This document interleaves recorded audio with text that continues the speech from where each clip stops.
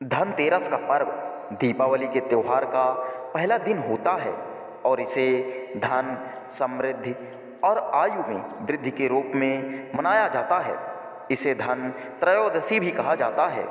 इस दिन भगवान धन्वंतरि की पूजा की जाती है, जो देवताओं के वैद्य और आरोग्य के देवता हैं। इसके अलावा इस दिन देवी लक्ष्मी और कुबेर भगवान की भी पूजा होती है, जिससे घर में सुख समृद्धि और धन की प्राप्ति होती है।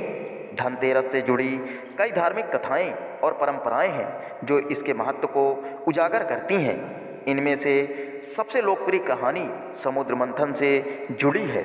आइए इस कहानी के माध्यम से धनतेरस के महत्व को विस्तार से समझते हैं। पुरानी कथाओं के अनुसार एक बार देवताओं और असुरों के बीच अमृत प्राप्त करने के लिए समुद्र मंथन हुआ। इस मंथन में भगवान विष्णु ने देवताओं की सहायता की और मंदराचल पर्वत को मथनी के रूप में तथा बासुकी नाग को रस्सी के रूप में उपयोग किया गया।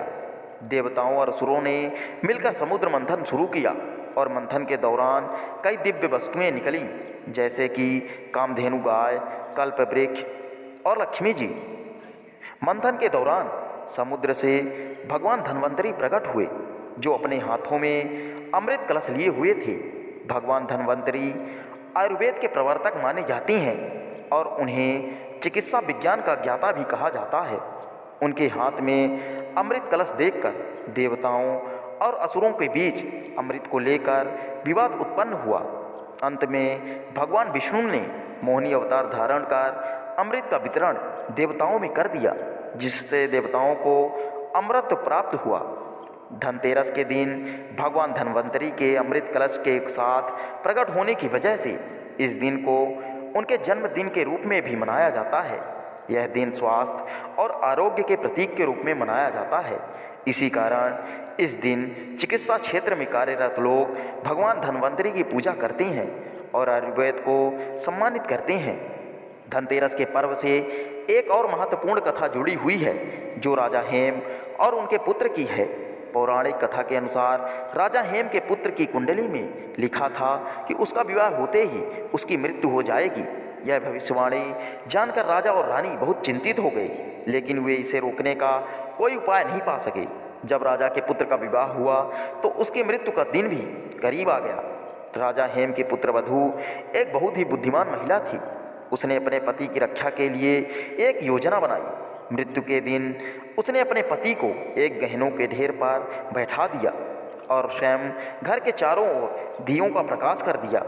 इसके साथ ही उसने सोने और चांदी के बर्तन और गहनों का एक बड़ा ढेर इकट्ठा कर दिया, ताकि घर में चारों ओर प्रकाश और धन की चमक हो।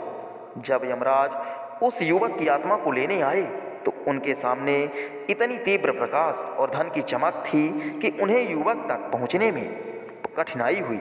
उन्होंने घर के दरवाजे पर ही रुककर देखा कि चारों ओर प्रकाश फैला हुआ है और गहनों के ढेर पर युवक बैठा है। इस चकाचौंध में यमराज युवक के पास नहीं जा सके और वापस लौट गए। इस प्रकार उस महिला की समझदारी और धन के प्रतीक के कारण उसके पति की मृत्यु टल गई।